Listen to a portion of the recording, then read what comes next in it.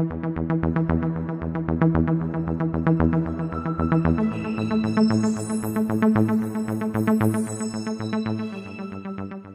guys, today is the day and I'm so excited. Welcome back to the Mid-Level Media channel. I am Ken, and today we got the biggest physical media release of the year in the mail, and we gotta talk about it, guys. I haven't even pulled it out of the plastic yet. It's the Godfather 4K collector set. Oh my God, this thing is beautiful. And look at that thing, look at it. But we're gonna take it to the table, guys, and we're gonna unbox it, and then I'm gonna watch these movies. I've done this before, but I did it with the Underworld collector set. I did it with the Halloween 4Ks, but I'm gonna watch each one of these movies, and after I watch them, I'm gonna give you my thoughts on each one. I'm gonna break it down, the movie, the audio-visual quality, the special features, all that stuff. And then I'm gonna paint an overall picture on whether or not I think this 4K collector set is worth your time and money. So I'm very excited, guys. Let's get to the table. Let's unbox this thing and let's get to watching these movies. I'm super excited, guys. Let's do it. So I've already removed some of the plastic. I'm going to rip this off. I have to get into this thing, guys. I cannot wait to start watching these. Just a beautiful set, though, with that rose in the background. It's like a nice maroon with the gold. It just looks awesome. And right here, right away, guys, what I'm noticing, I've got 2 J cards. I don't know if that's supposed to happen. I don't think it is. But I've got 2 J cards for the Godfather set. Which, okay, yeah, neither one of these are different. But let me take one of the J cards and zoom in on them so I can show you the synopsis and the contents of this package. If I can get this to focus. You got some nice images right there from all 3 films. And right here we can look at the special features.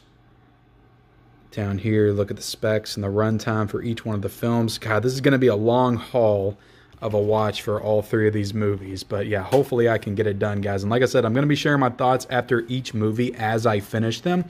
So when I watch the first one, I'm going to come back and review it. Watch the second one, come back and review it. But let me show you all this case real quick. It's a real kind of flimsy, thin case. There's nothing like real hard about it or anything. It's not like one of those Aero video cases or anything. Just a flimsy case, but I'll show you the spine and the back of it real quick. Can't believe I got 2 J cards. That's pretty cool. I don't ever know what to do with my 1 J card, much less 2. All right, so you got the bonus disc set. I'll put this to the side. I'll put this Michael Corleone to the side. You got the part 2, and then you got the part 1. So I am a little disappointed that these, oh, I almost showed you all the digital code. Let me take that out first. I have removed the digital code, and I'll be doing a giveaway for that at some point. But right here, like I said, I am a little disappointed. And right back here, we do have the quote, the iconic quotes. I'm going to make him an offer he can't refuse. And we got the casting list down there at the bottom.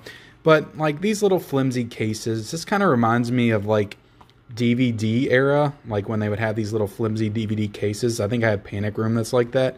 I don't know. I mean, it's nice. I like the images on the inside. The disc, there's no disc artwork. But for the cost of this, guys, like I paid almost $80 for this set. And I don't know. I would have just liked like individual, actual like slip cases.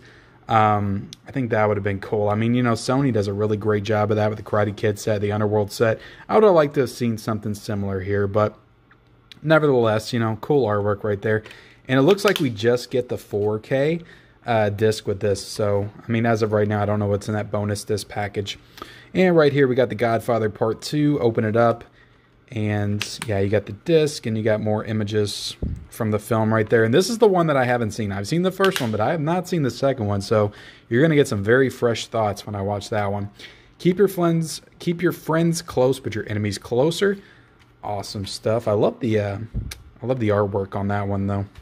That one's pretty awesome.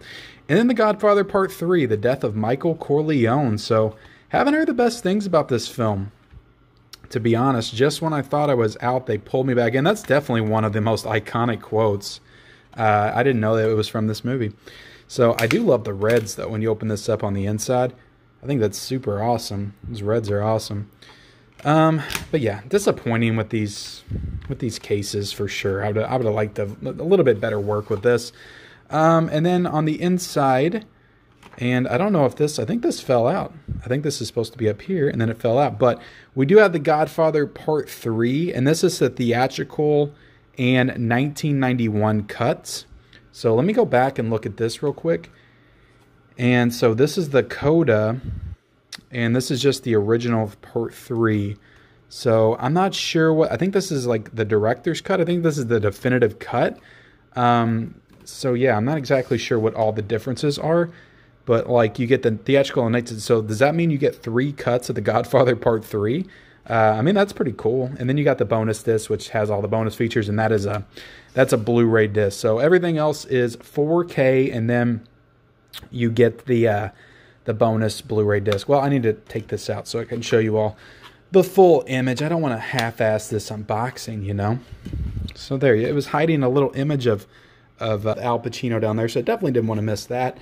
But yeah, I'm excited. I'm excited, guys. Again, a little disappointed in the packaging, but, you know, we'll get past that. As long as the transfers are awesome, we'll be all good. So let's get into it, guys. The Godfather. I am so excited right now. I'm shaking. Let's get this started. Here we go, guys. It's Godfather time. Look at that. Look at that Al Pacino just sitting right there. Look at Marlon Brando. That's so beautiful. Is that Robert Duvall over there? All right, guys. I am back. I just finished watching the first Godfather in 4K. And yeah, I'm honestly stunned. I don't know how I'm going to go into Godfather Part 2 because that was a lot. That was a lot to process, and now I got to go straight into another one after this, but I'm still very excited. But before I get into talking about this movie, guys, because I know it's a 50-year-old movie, but just know that I'm probably going to be spoiling a few things. So right off the bat, you want to know about the 4K picture quality. I usually go over this after I talk about the movie. I'm going to go ahead and go straight into the picture quality. And again, I just watched the first one, but I have to imagine that it's going to be pretty consistent across the board with all of these films, the quality of the 4K restoration. So this was restored by Paramount, by the people at Paramount. They really should be proud of this restoration, guys. Like, Paramount should be so proud of the work that they did with this. I will say that right off the top. This is an absolute gorgeous, beautiful, stunning restoration. It is the best that I have seen maybe this year and last year. I thought it looked so incredible. Like, it's, if you're afraid of, like, you know, there being large amounts of grain and stuff like this, because this is a 50-year-old film, you get a little grain here and there in some of the sequences and scenes in the movie. But for the most part, guys, it's very light on the grain. It's very consistent in the quality throughout. And I thought it was extremely polished. It was extremely sharp as far as the detail, the facial detail, the colors. This is presented in Dolby Vision at HDR10. It looks stunning, guys, just across the board. There are parts of this movie where I'm watching it and I'm like, this literally looks like a new film that was just released. Like, it literally looks like it was made today. It looked that good. I was just so, like, stunned by this restoration, just across the board. Like, just the grain structure, like, you will not notice hardly any grain at all. Again, I've already talked about this, but very light on the grain, but it still feels like it retains that classic film feel. I usually don't mind the grain, and I actually welcome it in certain films because it kind of brings me back to that era and just makes me feel like I'm watching a classic film. This feels extremely polished, but it also feels like you're watching a film. It's incredible how they did this. I can't say enough good things about this transfer, this restoration. So if you were on the fence about picking this one up, if you've never seen The Godfather before, and again, if you were on the fence, pick this up immediately. It's the best. If you're a 4K junkie, if you like watching these classic films get restored in the 4K format, you're going to be satisfied with this transfer. I can promise you that. So let's go into the movie. Let's talk about The Godfather. And look, I'm called the mid-level. I'm mid-level media for a reason. Again, I'm the mid-level critic. I don't approach things from an extremely analytical perspective. You know, I didn't go to film school. Like, I'm not like trained in this stuff. Like, I didn't write reviews for a magazine or anything like that. I have a history in writing reviews on Instagram for movies. And so again, I'm not a professional critic by any means. The name is in the channel, mid-level media. So I'm going to try. This is a very daunting task. When you approach a film like The Godfather, it's so intimidating and it's so daunting of a task. But I'm going to do my best. So I watched this film. I have seen this movie before, but I watched it like 4 years ago. I think before the Oscars came up, I think it was like the 2018 Oscars, I was trying to watch a bunch of Best Picture winners. So I watched The Godfather because I'd never seen The Godfather before, and it was ridiculous, so I had to watch The Godfather. I liked it, but to be honest, like, I guess because of all the hype going into it, I didn't think it was like the best movie ever made. But again, I really liked the movie, but I thought it was a little bit overhyped. And I don't know what it is, like maybe in the past 4 years, my tastes have changed. I've watched more classic movies. I'm a little bit more grown up. I'm a little bit more mature, a little bit more refined in my film tastes, I guess is what you would say. But I don't have the opinion that this is overhyped or overrated anymore. This is appropriately rated. This is a masterpiece across the board. This is a perfect movie, 5 out of 5. Like I said, I'm blown away. It just was a lot to take in. Like, this movie was so good and the transfer was so good. And yeah, like, what do you say about The Godfather? I think what put me off, again, and I'm going to go into a little bit of spoiler territory. You haven't seen this movie. What put me off the first time when I watched it, this movie, it's so tied. Like, my entire life, I've known of the character of the Godfather, Vito Corleone, Don Corleone, played by Marlon Brando. I've known of that character. It's a classic voice. I'm gonna make you an offer you can't refuse. It's iconic. Like, I remember watching the parody of it in Animaniacs, The God Pigeons, when I was a kid. So I've known of this character my entire life. So going into it, I was like, okay, this is going to be about, you know, the Godfather. Like, he's going to be in it the whole time. He's going to be leading the movie. It's going to be the story of him, right? That's what you would expect when you go into a movie called The Godfather. It's going to be about the Godfather. And again, spoilers, but he gets taken out like 40 minutes in, and he doesn't die. He doesn't die 40 minutes into the movie, but he's kind of taken out of the film for like the next hour and a half, and then he comes back in the end. But so he gets taken out. So he's not really in the movie a whole lot. And, you know, then Al Pacino, Michael comes in, Michael Corleone. You got Sonny, who's kind of trying to take the mantle of the Don. You got Robert Duvall in this movie. It's a real ensemble. Now, my God, the performances are so good in this film. Again, like, everybody's so good in this movie.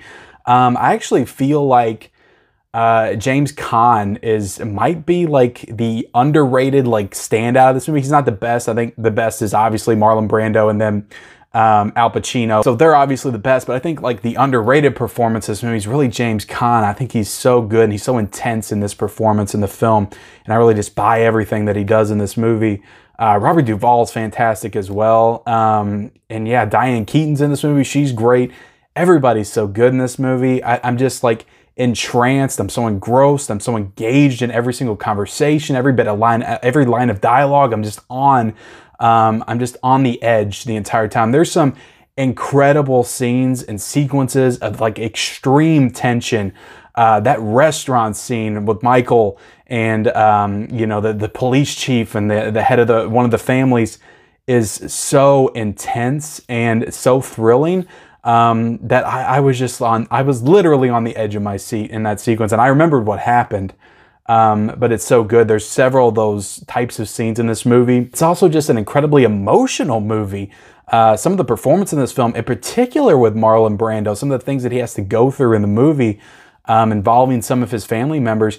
And you can just tell that he cares for his sons, he cares for his family, like all that's really important to him. I really love the character of the Godfather because, again, it is a crime family. There is some corruption involved, but he definitely has his morals. He definitely has his integrity about how he chooses to run the business and everything, and the things that he will and will not do, and the things he will and will not get into, which causes the problems that the family has to go through throughout the film.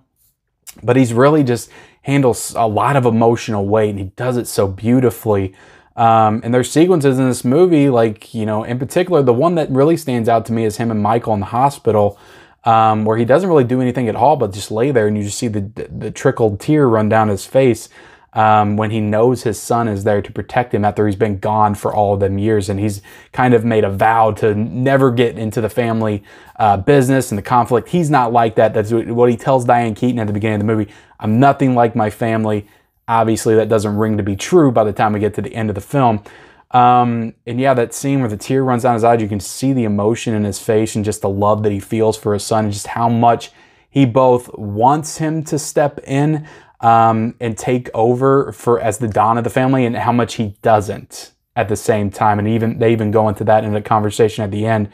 And it's a beautiful scene, and there's another sequence as well. I don't want to give too many spoilers. I gave a big one. I don't want to give anything else away, guys. If you haven't seen The Godfather, go check out The Godfather. It's a perfect movie, a 5 out of 5. Again, when I first watched this, like, to have Marlon Brando get taken out, it just threw me off, and I think that kind of changed how I felt about the remainder of the movie. And knowing about it going in, when I watched it this time, I just learned to appreciate what the movie was doing and why that was important to the character arc of Michael, played by Al Pacino. And that's such a great arc in this movie, and just where he starts and where he ends up. It's so good. It's one of the best character arcs that I've ever seen on screen, and you couldn't have had that without what happened to Vito Corleone. So I definitely appreciated it a lot more this time around. So perfect movie, guys. Just so perfectly directed by Francis Ford Coppola. Just perfectly written. Every line of dialogue is so good. It's just some of the cinematography, again, fantastic. The shots in this movie are iconic. It's just a classic movie. I love this movie now. Again, I don't know how I'm going to go into Godfather Part 2, because I've heard people say that it's better than this one. So I don't know. I don't know how I'm going to feel about it, but I'm excited to get into that one. So yeah, 5 out of 5 for this. This, again, the transfer, like, I can't say enough good things about this transfer. It's really incredible. It's really spectacular. And yeah, hopefully it holds up through Godfather Part 2 and 3. So I'm sorry I was kind of all over the place. I didn't prepare any notes for this. I'm just watching the movies and coming back and reacting with you guys. So it's about 1 o'clock in the morning right now, and I'm getting ready to get into Godfather Part 2, and I'm excited. So let's do it. Let's come back and talk about the sequel. All right, guys, here we go. We're jumping right into the sequel, The Godfather Part 2. I just love this screen artwork. I mean, I know it's the same as the regular cover, and guys, I was just blown away by the first one. I don't know how this one is going to outdo it, but I imagine it probably will. It's got freaking Robert De Niro in it. Like, come on. All right, guys. Whew. I am back, and yeah, that was a hell of a movie, and a hell of a long movie. I spent the last 2 days watching The Godfather 2. 3 hours and 20 minutes. Whew. It was a long movie, but look, I'm glad I got through it. It was an incredible film. I'll say that right off the top. Godfather 2. I love this artwork that they put on these sets, by the way, but I'm trying to, let's see, I'm organizing all this. I literally just finished it like 10 minutes ago. I finished this movie. What I will say right off the top, again, I really love this movie. It's an epic film. It's a great film. It's not a perfect film to me. It was not on the level of The Godfather. When I was done watching The Godfather, and I'm not saying I wasn't stunned and floored by the time I got done with Godfather Part 2, but like, that movie is something else. It's a masterpiece. Godfather Part 2 is definitely great. And if you think it's a masterpiece, if you're of the mindset that both 1 and 2 are masterpieces, I completely get it. I completely understand. And I might need to watch it again. I might just need to digest it over the next couple of years and then go back and rewatch it, because I had the same feeling when I got done watching The Godfather. I didn't love it the first time, and when I just rewatched it again, absolutely loved it. It hit me a different way. The same might happen with this one on the rewatch, because there are some things that I was a little bit unsure of for the first like hour and a half to 2 hours that kind of came together for me a little bit better in the last hour. I think the last hour of this film is really strong because it deals with more of the personal side of Michael Corleone. You know, you have the problems with him and his family, him and his brother, him and his wife. His personal life is falling apart, and they really bring that home in just an extremely sad and tragic way. You know, professionally, by the time we get to the end of this, the end of these 2 films, like, Michael Corleone is extremely successful. He accomplishes all of his goals in that respect, but personally, his whole life falls apart by the time we get to the end of this, and that's really the tragedy of this story and in the overall character arc for Michael Corleone since the beginning, when we see him straight to the end. And the last scene, like, is truly heartbreaking when they show all of the characters that were they do the flashback, and they're all just sitting around at the table, and they very smartly did not bring Marlon Brando into the scene where they're all sitting around the table and they're waiting for him to get home to sing happy birthday to him as he walks through the door. It's Vito Corleone's birthday, so he's not in the scene. It's just the entire family. It's all the characters, the ones we've lost, like Sonny. You know, Frito's there, young Al Pacino's there. He tells him that he enlisted in the army, so it's before he goes into the army. It's a great scene, but it's a heartbreaking scene because it takes you all the way back to the beginning, and you get to see where they were and just what happens and where everybody ends up by the end of this. It's truly sad, and yeah, it's beautiful storytelling, but it's also, just like I said, extremely heartbreaking as well. So the things that I was a little conflicted on in this film is the origin stuff with Vito Corleone, and Robert De Niro, of course, plays a younger version of Marlon Brando, who did fantastic. Like, Robert De Niro is one of the best actors of all time. So if you're going to get somebody to impersonate such an iconic character, you know, I'm glad that it was him, because he made it feel natural. Like, it would be very easy to look at that and it feel like an impersonation, but it felt natural to that character, and you still felt like you were watching Vito through Robert De Niro's performance. I thought he did fantastic in that role.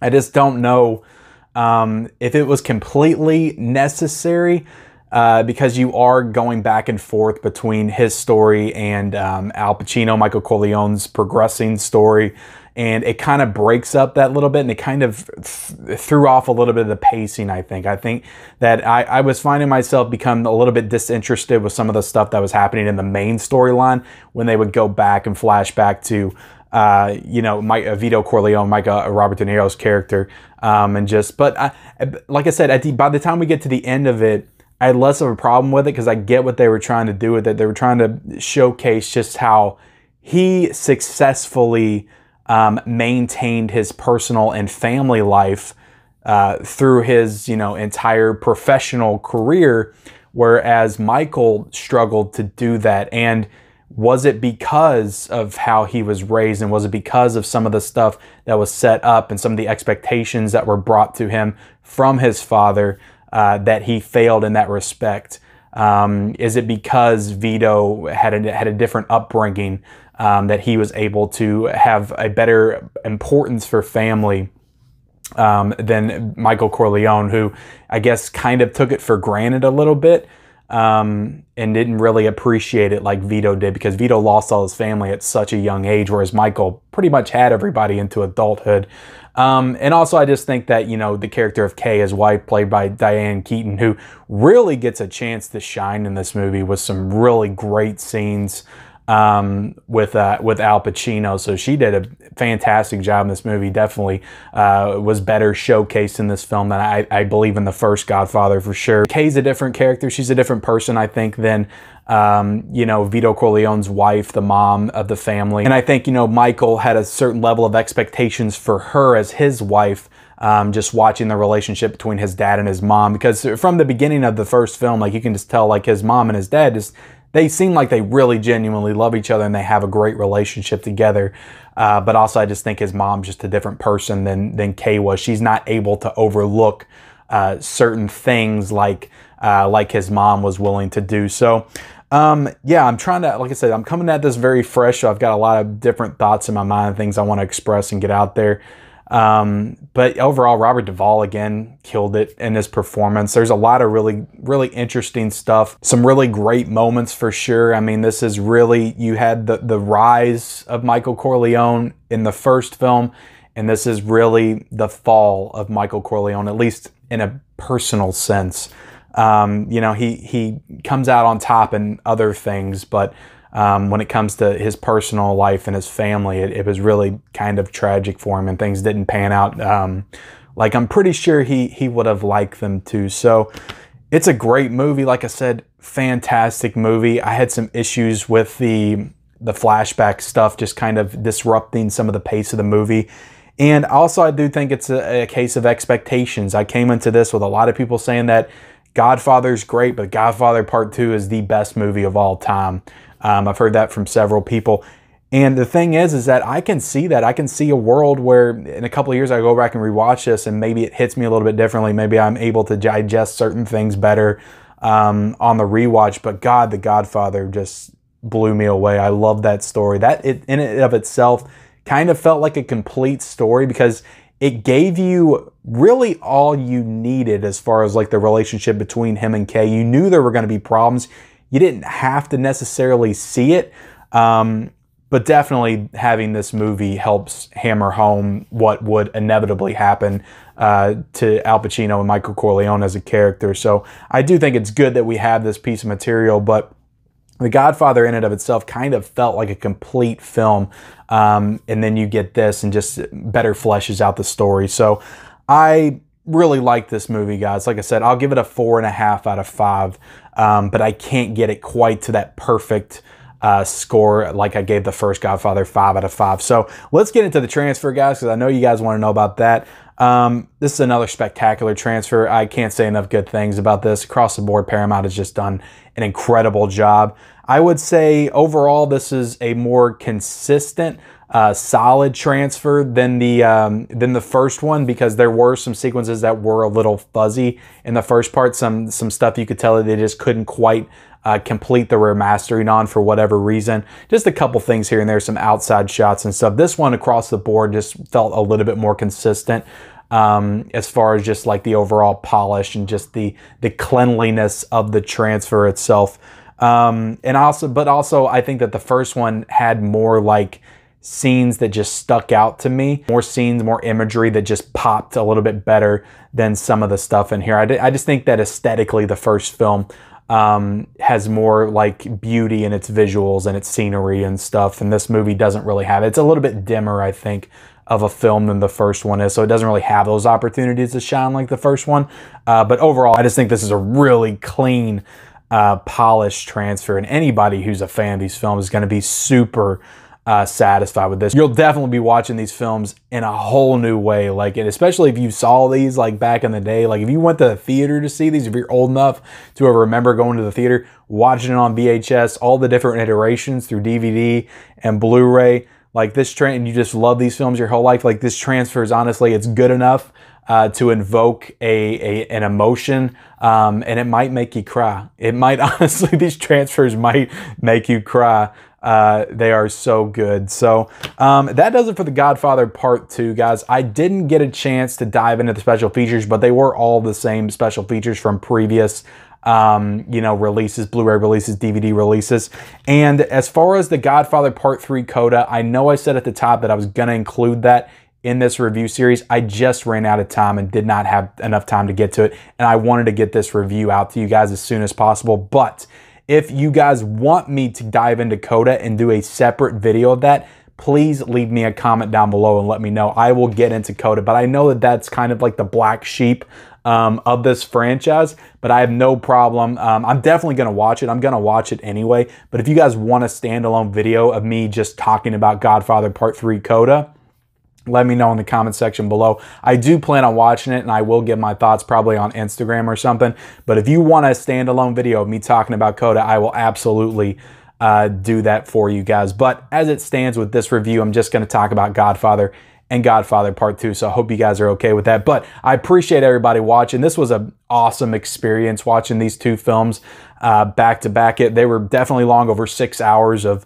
movies. So that's a whole lot of movie, but I really enjoyed it. Really enjoyed diving into these. And this is really, honestly, guys, the best 4K transfer that I've seen all year, maybe all last year as well. You're going to be so happy with these movies, I promise you. So I appreciate you guys watching. Please like this video, comment down below anything you got to say about The Godfather and The Godfather Part 1 and 2. And if you want me to review coda, let me know in the comment section below. I will be leaving the link for purchase for this set in the description below if you guys want to get it based on my recommendation. And yeah, guys, subscribe to my channel if you haven't already. Turn on those bell notifications. Follow me on all my social media accounts. Those links are in the description, and we'll see you next time.